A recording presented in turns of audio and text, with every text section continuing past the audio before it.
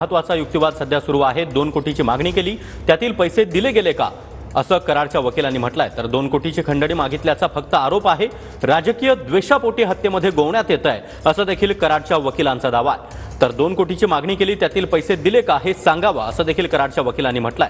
फोनवरील आवाज कराडचाच आहे का हे तपासायचं असल्याचं सीआयडीच्या वकिलांनी म्हटलेलं आहे।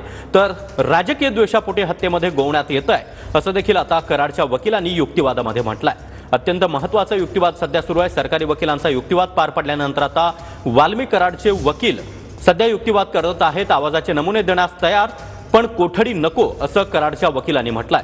आरोपी कराडला 15 दिवसांची पोलीस कोठडी मागणं चुकीचं असल्याचं देखील वाल्मिक कराडच्या वकिलांनी आपल्या युक्तिवादात म्हटलंय।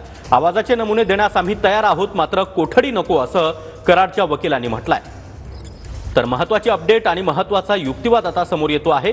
केज न्यायालयाबाहेर देखील पोलिसांचा मोठा बंदोबस्त आपल्याला पाहायला मिळतोय। आरोपी कराडला 15 दिवसांच्या पोलीस कोठडीची मागणी सीआयडी कडून त्यांच्या वकिलांनी केलेली आहे।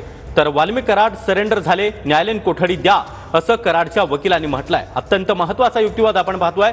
वाल्मिक कराड हे आज स्वतः सीआयडी कडे सरेंडर झाले आहेत, त्यामुळे त्यांना न्यायालयीन कोठडी मिळावी असं कराडच्या वकिलांनी म्हटलंय।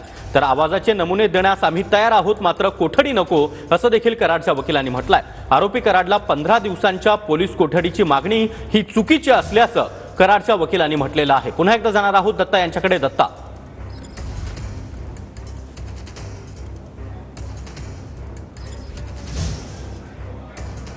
साठी पोलीस कोठडी देऊ नका, तर त्यांना न्यायालयीन कोठडी देण्यात यावी अशा स्वरूपाची मागणी करण्यात आलेली आहे। कारण वाल्मिक कराड हे स्वतःहून न्यायालयामध्ये हजर झालेले आहेत, त्यामुळे त्यांना पोलीस कोठडी देण्यात येऊ नये, तर त्यांना न्यायालयीन कोठडी देण्यात यावी अशी मागणी या ठिकाणी करण्यात आलेली आहे।